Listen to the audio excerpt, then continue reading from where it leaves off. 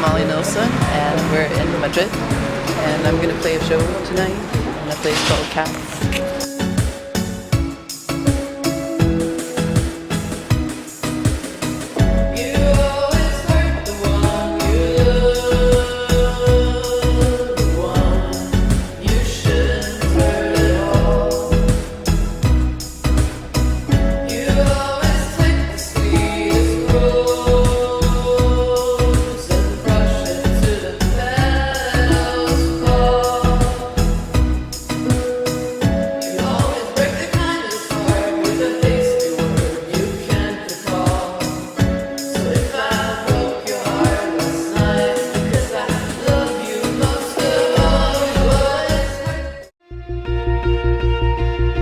Someone talking to themselves on top of a radio that's playing 80s and 90s music, but it's a very bad frequency, so it's interrupted by noise somehow.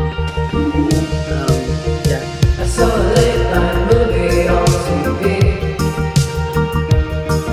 and it felt just like it was about you and me.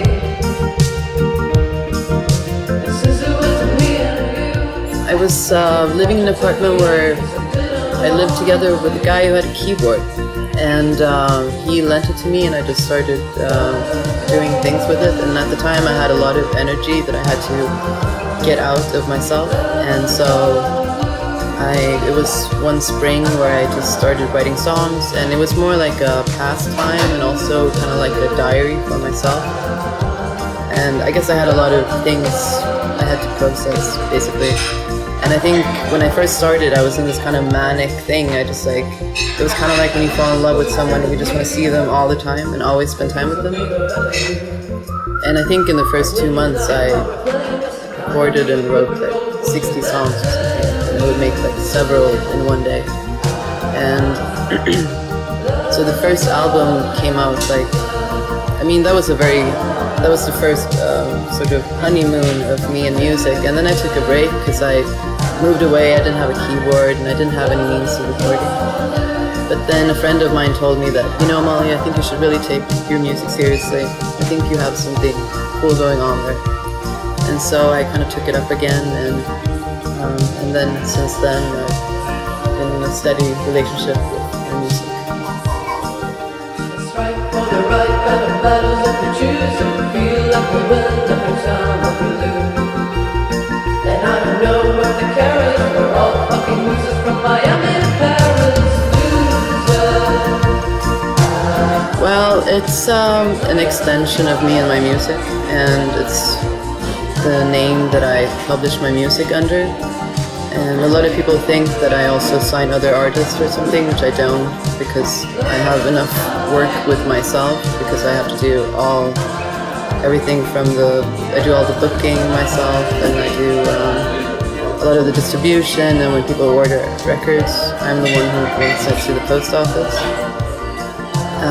So I chose the name association to make it sound like I was part of some kind of secret society. But in the end, it's the most secret society of all when it's only one person. I think everything I do in my life, I try to have an independent approach to. So it was just natural that the music would follow that. And I don't think it was something that I decided on. It was just the most natural way for me to do it. But at some point I did start my own label, and that did mean that I took the step to actually become independent officially. But it's kind of like having an open relationship with the industry rather than getting married. We were all born to be so dangerously free. The power of love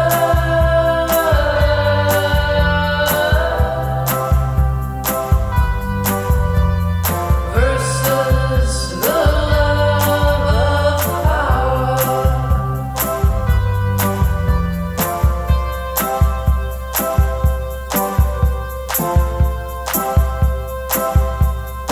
Well, when I wrote that song, Power Ballad, I was reading a lot about power and the history of power, and I was really fascinated by it because how power is something we take for granted today, and it's just like a part of our, like, the way we perceive society and culture, and how everything is always seen through the view of who has power and who does not. But I believe that there was a time before power, and I believe power is an invention, just like a lot of things, just like a lot of dogmas in our societies. I'd rather wear shirts with broken seams than to wear their hand-me-down dreams. Fashion only lasts a little while, but an open mind is always in style. Being an independent artist, it's a lot easier now because of things like YouTube, or all these sites where you can have your music be heard from the whole world. Also not, it's like people have to discover the music themselves, obviously. I think all my records are available on, Pirate Bay or all these like free download or like illegal download places, and which I'm totally fine with. I think, I almost feel better about people downloading illegally than streaming on Spotify, because I think if you download something, you actually like made an effort to like download a whole disc, like a whole record, and you might actually listen to it. With Spotify, I think, I don't know, for me that's the most unromantic relationship you can have with music. The video is just a collection of like collages of like playing on the things that as an outsider or as a European when you come to Argentina that are very strange. But also like emphasizing by making the photos very like absurd, because there's a lot of like very extreme elements of corrections and like sort of bizarre collages in the songs or in the photos, and together with portraits of like friends and like from parties and things like that. So it's kind of like a photography diary, but kind of like a dream diary.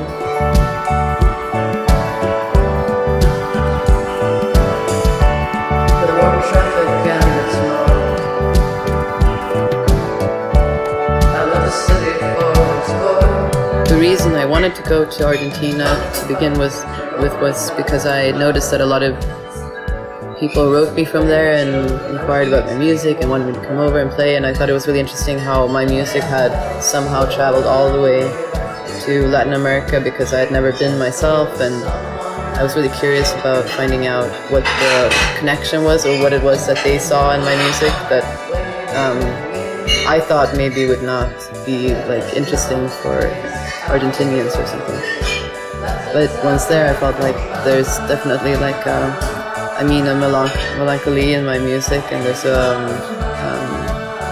lot of extreme emotions that are quite sort of close to like my ideas of tango.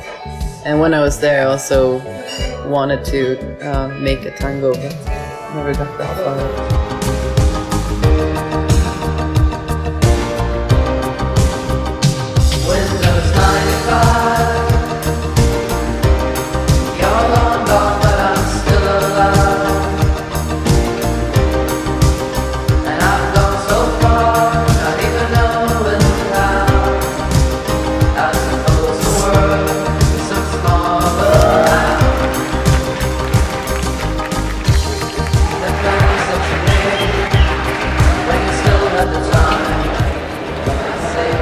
Oh. Hello. Consider the moment.